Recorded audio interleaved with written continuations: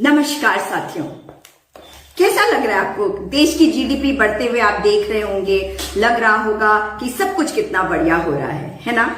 मुझे भी ऐसा लग रहा है कि अब समय आ गया है कि आप लोग दोबारा से ताली बजाएं और थाली बजाएं और देखिए कि किस प्रकार से आप देश की जीडीपी में अपना भी योगदान कर सकते हैं। अभी सरकार ने देखिए एक काम तो निश्चित तौर पे कर दिया है और वो काम क्या है? वो है कि आपको एक मौका और दे दिया है काम का, रोजगार का। जानते हैं ये रोजगार कौन है? आप ताली बजाइएगा, आप थाली पीटिएगा, आप मोमबत्ती जलाइएगा, टॉर्च जलाइएगा और देखिए कि आपको काम मिलेगा। काम होंगे दो। एक काम है सोचने का, आप सोचेंगे कि ये हुआ क्या। जैसे भक्त जो हैं सोच रहे हैं कि हम इसका एक्सप्लेनेशन जाके लोगों को क्या दे, क्या तर्क दे कि क्यों ऐसा हो रहा है। फिर कहेंगे कि 70 साल में ये हुआ। अभी आज बताऊंगी कि 70 साल में क्या हुआ और इन्होंने क्या किया।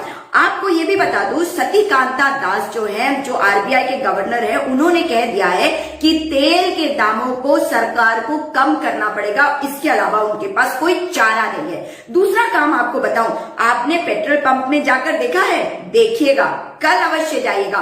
पेट्रोल पंप में जो मशीन होती है, जो मीटर होता है ना, जब वो कहता है कि इसमें देख लो कि जीरो है या नहीं, वहां पे देखेगा कि रुपए की जगह पे केवल 2 खाने होते हैं। यानी कि अब सरकार ने रोजगार का एक नया जुगाड़ कर दिया। जुगाड़ी सरकार है तो जुगाड़ी करेगी। अब देखिए, जो जुगाड़ की बात मैं कह रही हूं वो क्या है?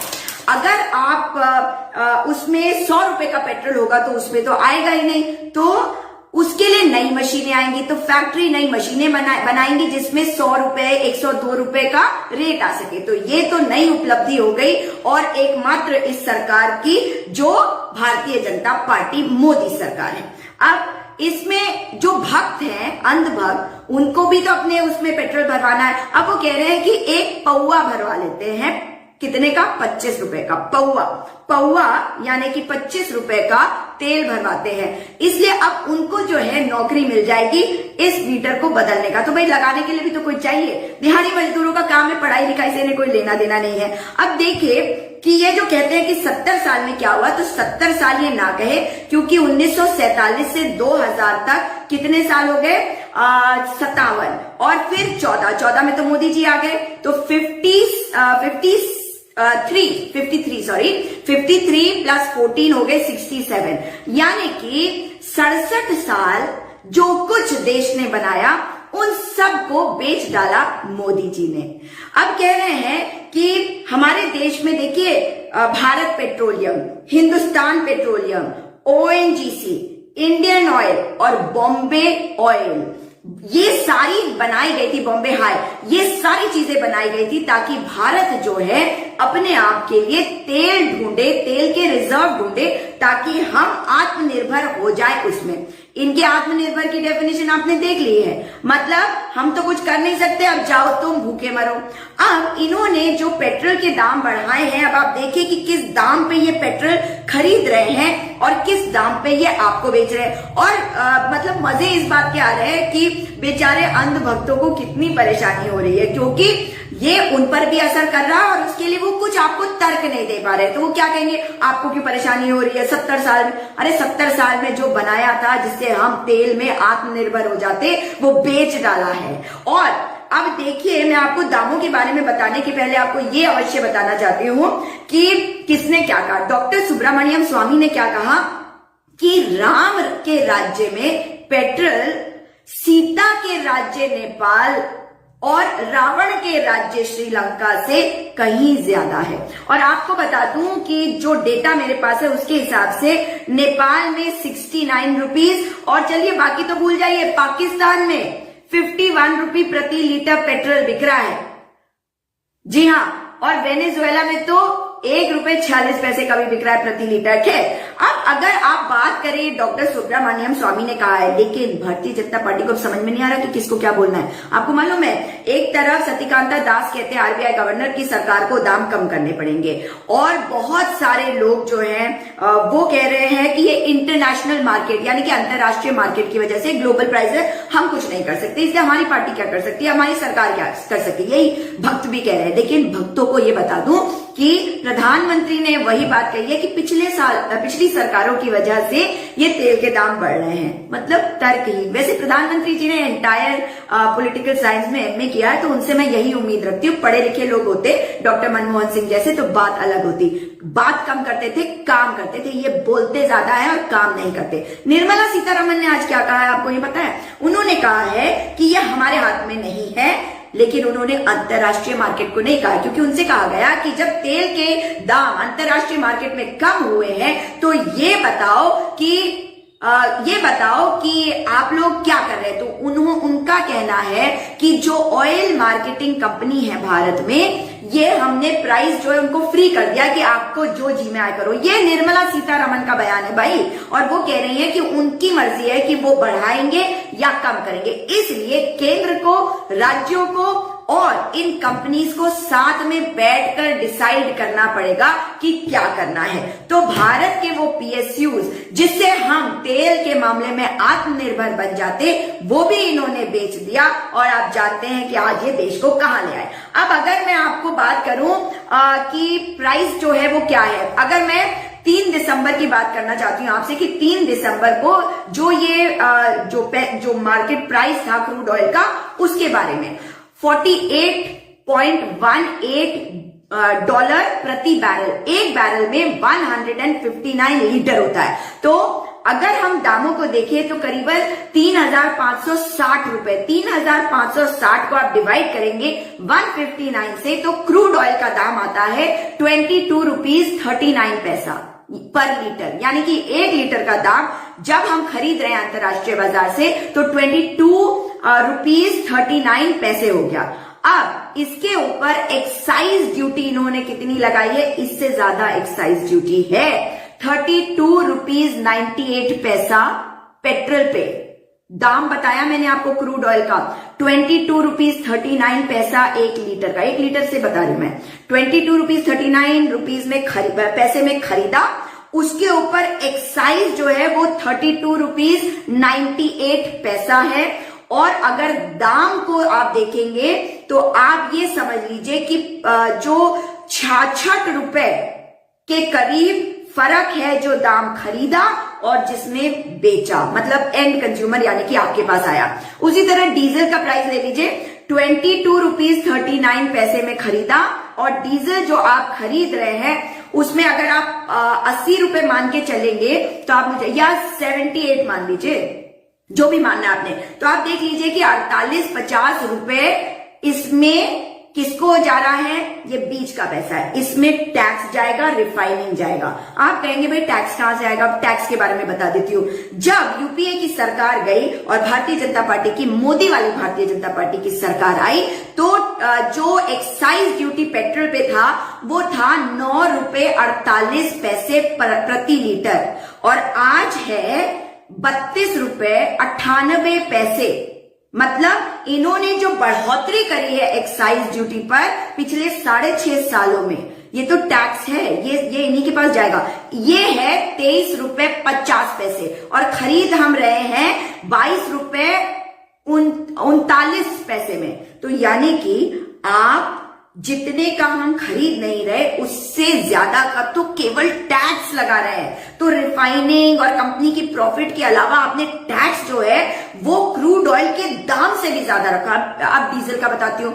फिर 22 रुपीज 39 पैसे का क्रूड ऑयल 1 लीटर, और उसमें जो यूपीए की सरकार में टैक्स था एक्साइज ड्यूटी 3 रुपए 56 पैसे, और आज इस पर एक्साइज ड्यूटी है 31 रुपए 80 पैसे से भी ज्यादा, 31 रुपए 80 पैसे, मतलब 3.5 रुपए के आसपास समझ लीजिए। और फिर अब 31 रुपए 80 पैसे से भी ज्यादा, ये इतना फर्क क्यों हो रहा है? ये एक्साइज ड्यूटी सरकार को जा रही है। इसका मतलब है कि डीजल के जो एक्साइज ड्यूटी, मैं केवल एक्साइज ड्यूटी की बात कर रही हूं, 820% इन्होंने हाइक कर दिया, बढ़ा दिया है। मतलब 8 गुना से 8.25 गुना से भी ज्यादा बढ़ाया है।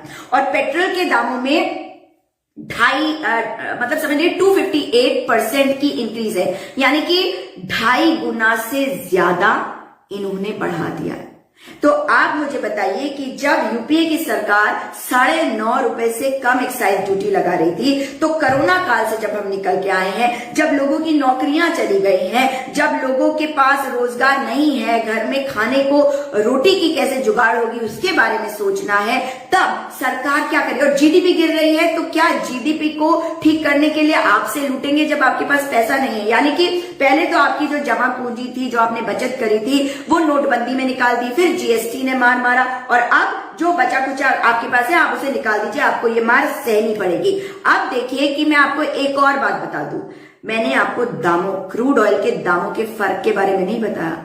क्रूड ऑयल का दाम यूपीए की सरकार के समय में $109 प्रति बैरल 2012 में था, $105 प्रति बैरल 2013 में था, और मोदी जी के आने के बाद उनकी बढ़िया किस्मत की वजह से वो गिरता चला गया। हमें क्या पता था वो गिरता चला जाएगा, मगर उस पे जो पैसा है वो उसको कम नहीं करेंगे, वो आपको उसको पास ऑन नहीं करेंगे। और अब अगर आप देखें तो $41.47 है, कहां 109, कहां $41.47, यानी कि 56 इंच का कमाल देखिए, 56% गिरावट आई है क्रूड ऑयल के दामों में 2013-14 से अब तक। लेकिन आपको क्या फायदा हुआ आप जानते हो।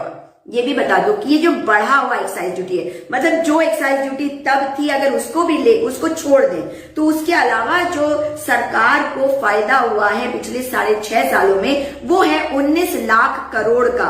और 5 मार्च 2020 को इन्होंने 3 रुपए एक्साइज ड्यूटी पर बढ़ाए थे। एक्साइज ड्यूटी के नाम पर पेट्रोल पर भी 3 रुपए बढ़ाए थे 5 मार्च पिछले साल, कोविड के जस्ट पहले, और 3 रुपए डीजल पर।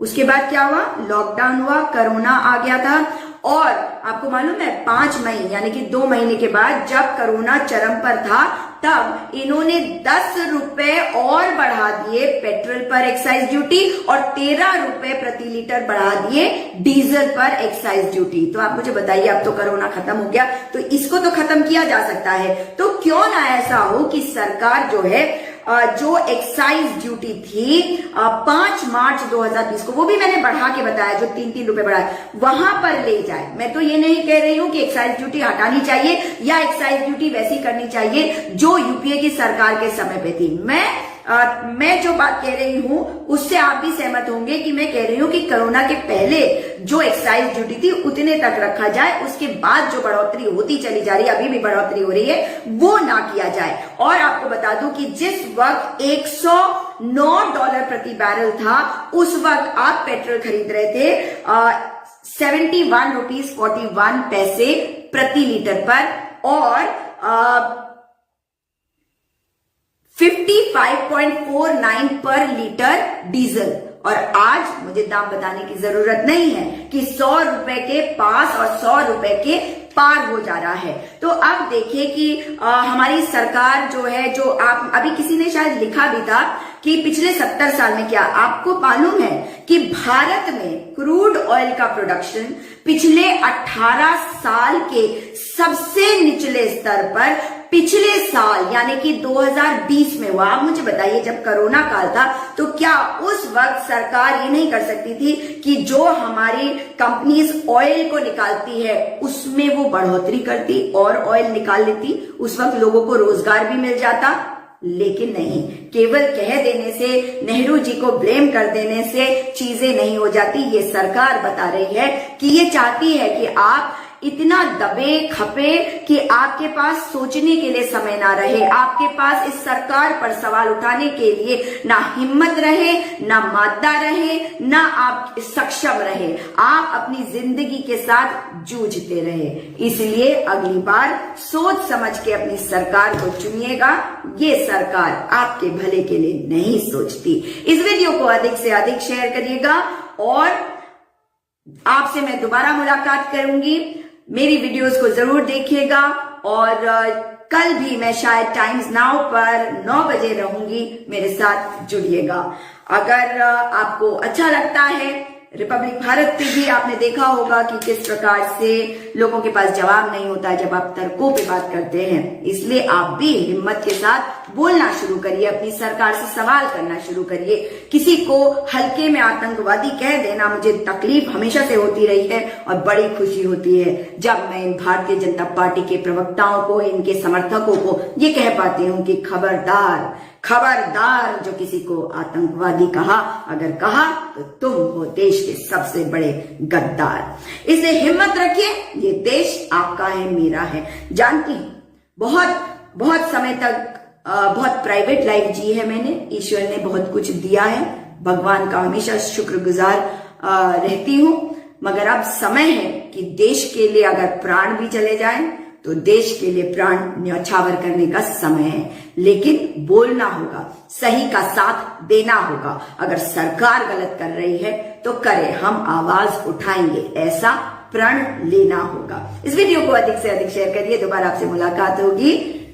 नमस्कार, जय हिंद।